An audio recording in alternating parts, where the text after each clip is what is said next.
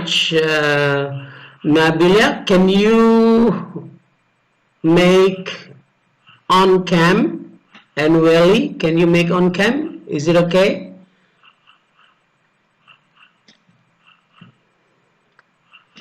Sorry sir, my signal is bad. Oh yeah, okay. How about Nabila? Di sini share. Sinyal saya jelek, di sini hujan. Okay, no problem. All right, thank you for Joko, thank you for Fiona, thank you for Theresia, and thank you for Mifta. You just keep on cam. All right, tonight I'm going to teach you about how to use apostrophe S. Apostrophe S. Apostrofi S, maksudnya yang tanda kutip kemudian huruf S. What is the function? Apa sih fungsinya? What is the function? The function is one of the theories said for possession. Satu teori mengatakan untuk kepemilikan. Take a look at this. Okay, one enter. Dian Wulandari. Hello Dian, good evening. Yes, sir. Alright. Now, take a look at this one. I would like to present this material to you. Saya akan mempresentasikan materinya ke kalian. Ini, this one. Can you see this? Can you see the screen? Can you read it? Can you see it? Okay. All right. We are going to study about possessive by using apostrophe S. Jadi biasa tulisannya seperti ini. Tanda kutip lalu koma. Okay, stick to, at the end the word. Jadi dia ditempelkan di akhir sebuah kata. For example here, family trip. Family trip berarti kita terjemahkan perjalanannya keluarga. Okay, the trip of a family. Jadi maksudnya perjalanannya keluarga. Alright. Kemudian the boy's car. The boy's car.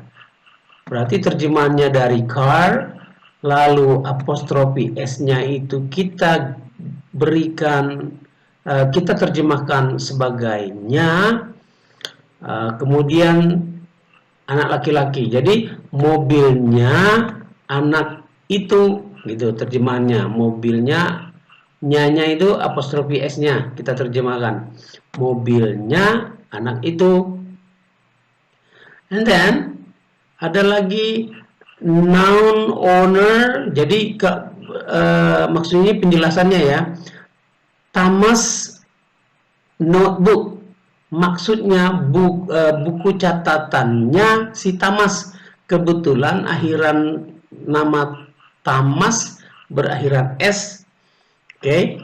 Jadi kita tinggal tambah lagi apostrofi S, selalu ditempel di akhir. Oke. It's always be stick tone at the end of the word. Okay. And then kita coba lagi yang lain. We try to take a look at the other words. For example, this one. The employee uniform. Kita terjemahkan sebagai apa? Seragamnya karyawan. Oke. Seragamnya pekerja. Gitu ya, seragamnya karyawan. And then the next one, the manager's computer. How do we translate into bahasa? Bagaimana kita menerjemahkan ke dalam bahasa Indonesia? Berarti komputernya Manager, sir. manager. Okay, good. Kalau yang ini, the school's rules. Rules itu aturan. Berarti terjemahannya, Aturan sekolah. ya, aturan sekolah. Jadi kalau kita mau latihan, saya dulu menerjemahkan apostrofi S itu nya. Jadi aturannya sekolah. Kalau kita mau menerjemahkan tanpanya, aturan sekolah. Oke, no problem. You may go with it. Next. The bird's cages. Okay. The bird's cages. Jadi sangkar-sangkar burung itu. His mother-in-law's house. Rumahnya apa? Ibu mertua. Mother-in-law's house.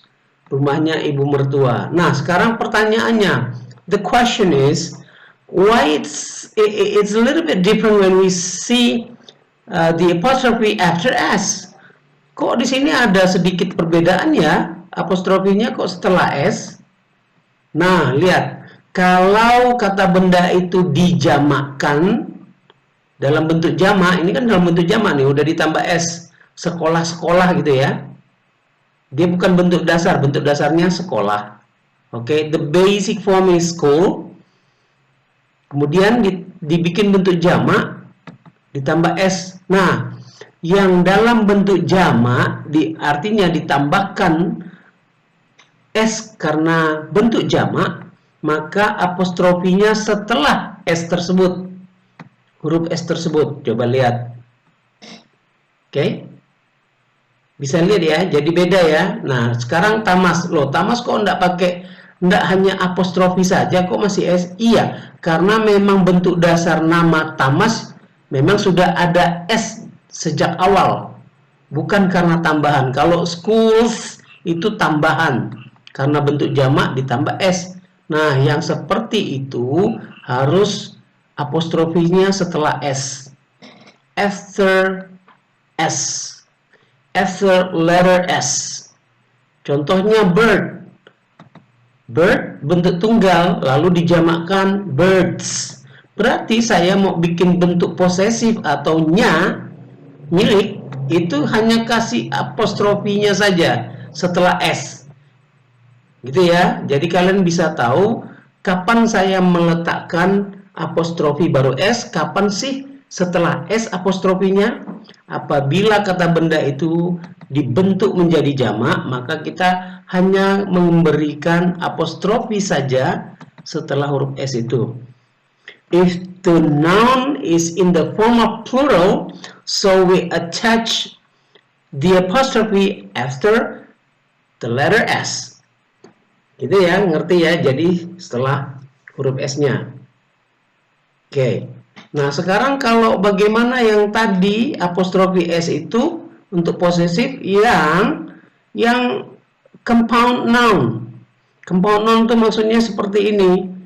Di sini ada mother, di sini ada law, ada in-law, maka itu bentuk dari compound noun.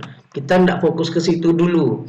Yang penting apostrofi S bisa juga ditempel pada compound noun. Kata benda majemuk gitu ya, lebih dari satu kata. Oke. Father-in-law, mother-in-law, brother-in-law, tapi tidak hanya itu bentuk dari compound, banyak compound yang lain. Oke. Compound noun yang lain. Nah, sekarang kita udah tahu kapan sih kita pakai apostrofi dulu baru S, dan kapan kita hanya apostrofi saja. Kalau hanya apostrofi saja biasa ditempel pada kata benda yang sudah ditambah S karena bentuk jamaknya. Nah, ini karena bentuk jamak sekolah ditambah S, ya kan? Berarti kita hanya kasihkan apostrofi saja. Oke, so far you get it? Sejauh ini kamu mengerti? So far you get it? Guys? So far you get it? Yes, sir. Alright.